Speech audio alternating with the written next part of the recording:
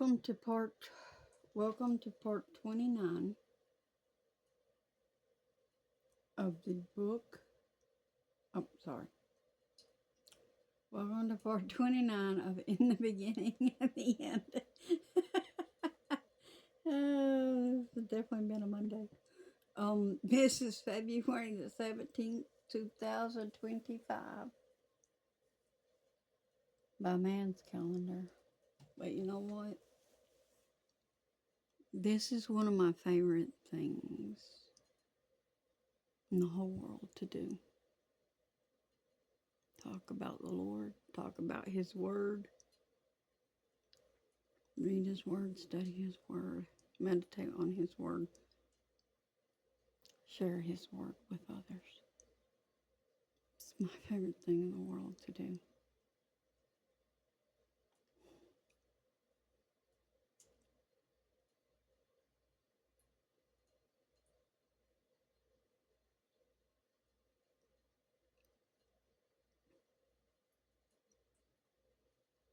It's what I get up every day for.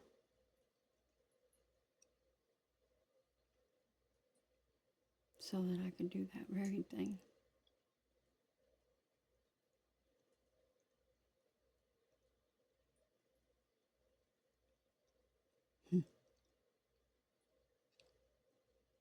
I needed a purpose to get up every day, and the Lord provided me with one.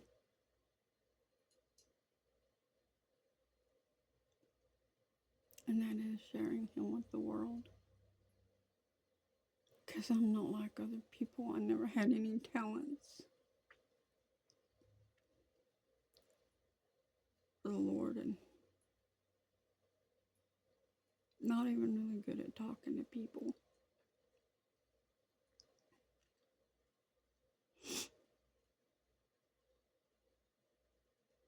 And I ain't gonna lie, I get plumb aggravated with some people. Especially when they do things that are just not right, when they lie. Right to my face, or when they lie right in front of me and stuff. Or when they lie on me, or when they lie about God. And so forth. It irritates me.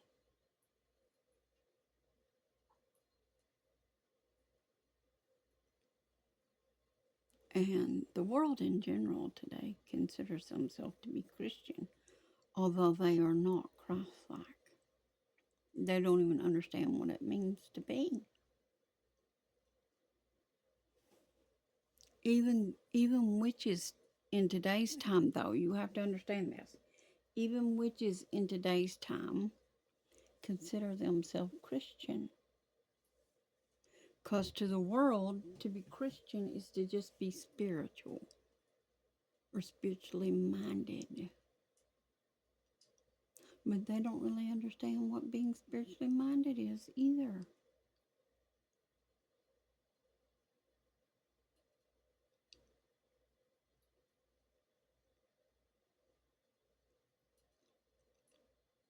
You want to believe in a God who doesn't exist. And you want to call Him by God's name, Jesus. Even though you don't know who Jesus really is. You want the non-wrathful God that you have made up in your minds. The one that's going to whisk you off to magic fairyland and let you live out all your days in the mansion of your choosing. That is your mindset.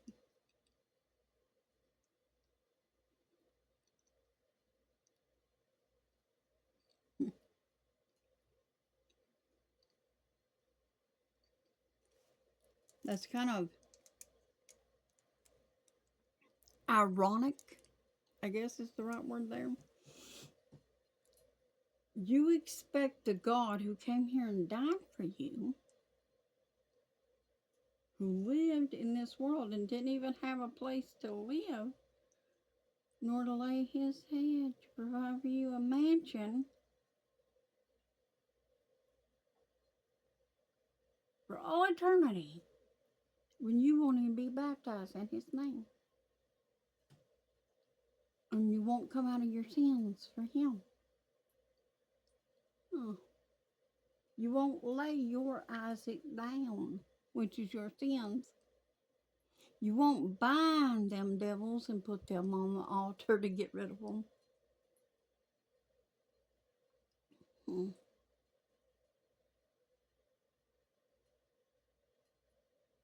But yet you expect him to build you a mansion, and you keep looking at it like it's way, way far off in space. No, no. The Bible teaches the kingdom of heaven is among man.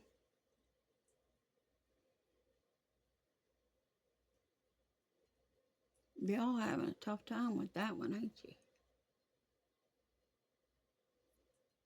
Mayhaps that's because the kingdom of heaven is not really in you. So therefore you have a hard time seeing that it could be here amongst you.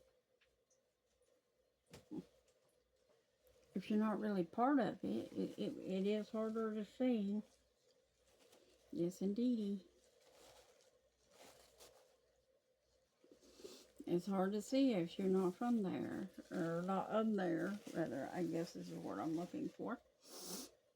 If you're not of it.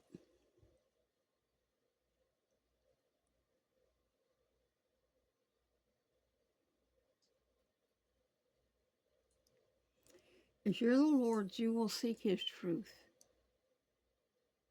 And he will reveal everything to you, even the rapture. That's part of his truth. Don't come at me on this. If you're truly his, you're going to have to seek this. And stop fighting it. Let him lead you.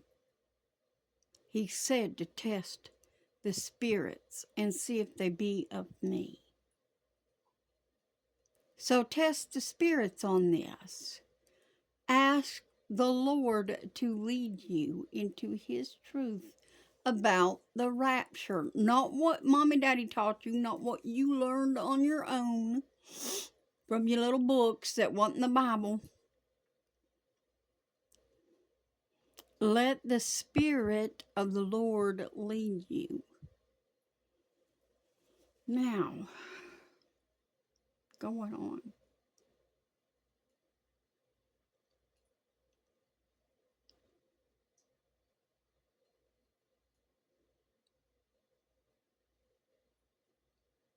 This is Genesis 22. And I want to recap verse 18, what the angel of the Lord had said to Abraham.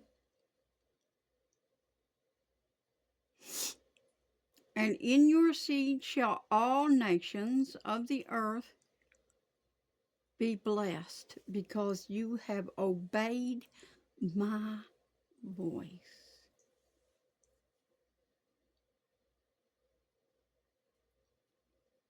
See why obedience is important? It gets people blessed.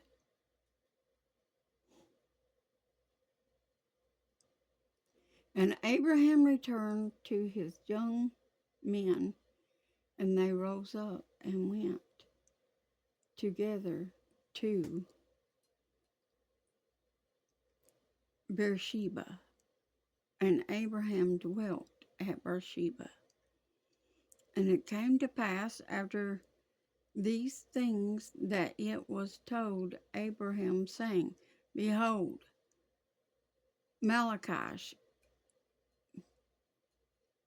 she has also borne children to your brother Nahor.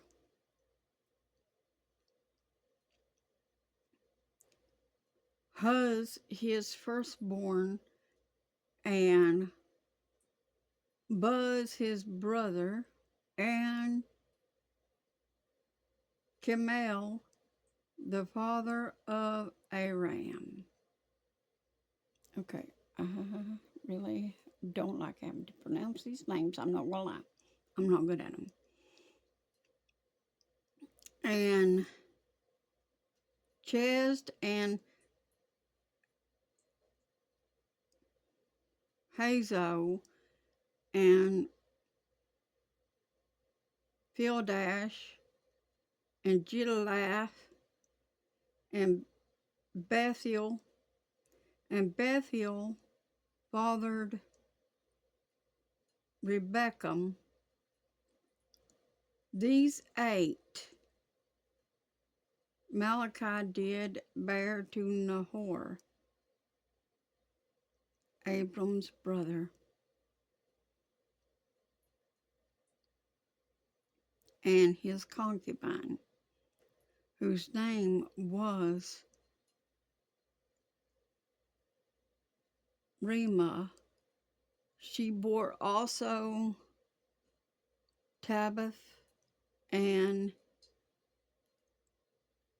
Gaham and Bahash and Makachah. I can't pronounce these names. I'm doing the best I can.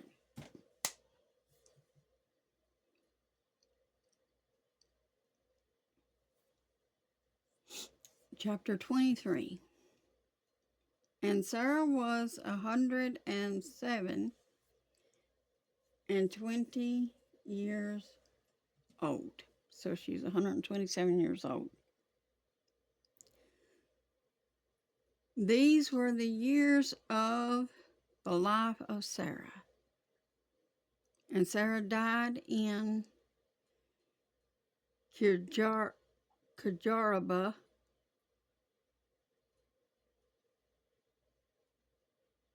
Okay. Hold on. It's time for our cheats.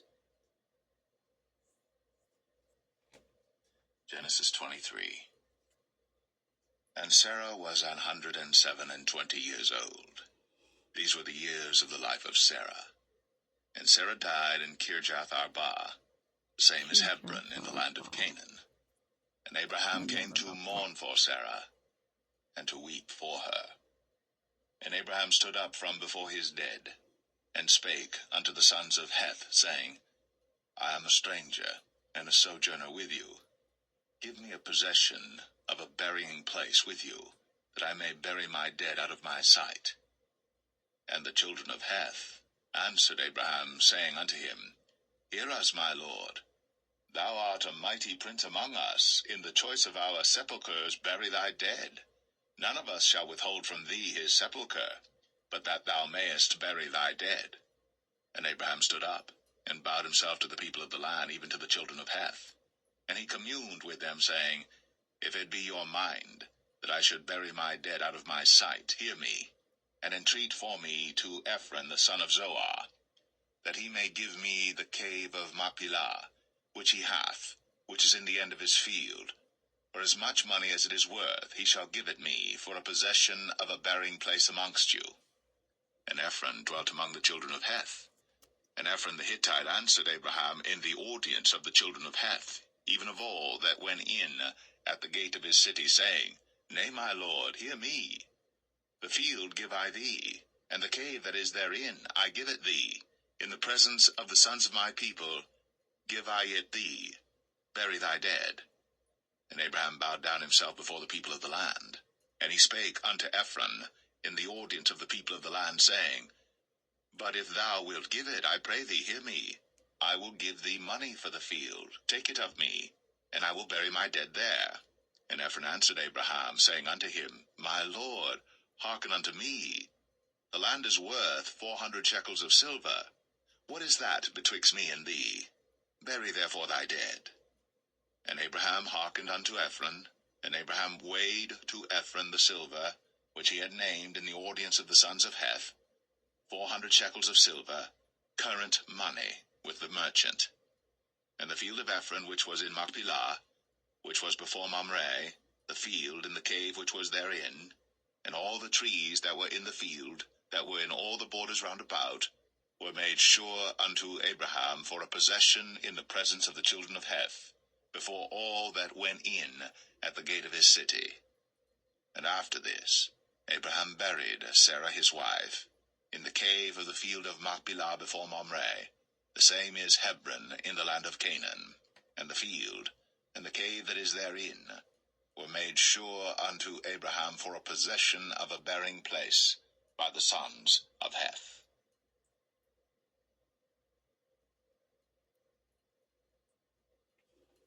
Yep, I had to use the cheats on that one. And I will see you in the next part. And we'll go into chapter 24.